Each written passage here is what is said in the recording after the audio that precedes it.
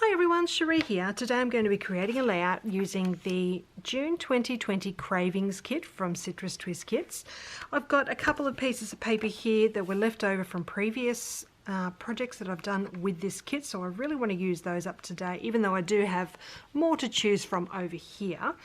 I do want to use the floral die cut here, this purple flower with the leaves. I've got a couple of butterflies as well. I've got these pieces here that are from one of the printable cut apart sheets that are available in the digital section.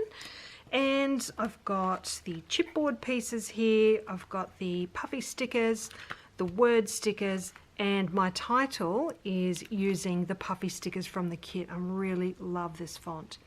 I've just got the one photo to go on this one today.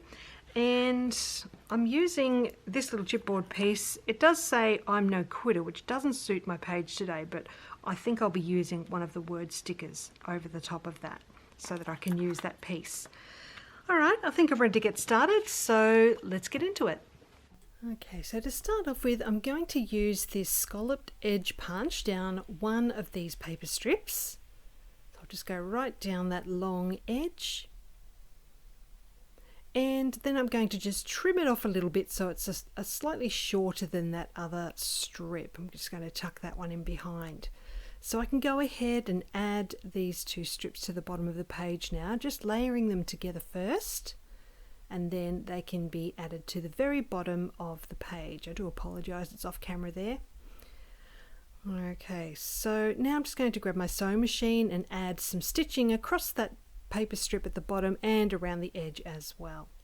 So my photo is going roughly centered at the bottom there on top of that pattern paper. I've got that tag that I'm just tucking in behind.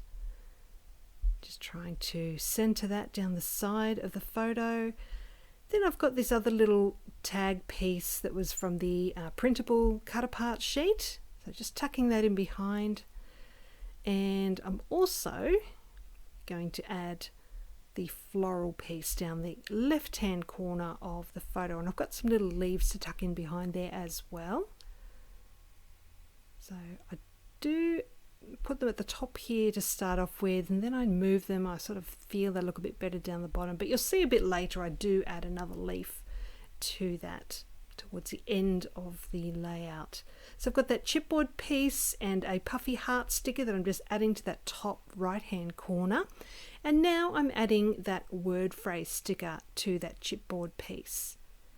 So I've got the butterfly that I want to go at the top, centered at the top of the page. I've got my journaling strips there. I'm just sort of placing everything onto the page now to get all my spacing right before I do stick everything down. All right, I've also got a title that's going to go underneath that chipboard piece. I'm just going to center that butterfly at the top first. So I'm using my T-square ruler to make sure I get the center of the page. Okay, so that's stuck down. I can now add that chipboard piece underneath. And now I have those puffy stickers.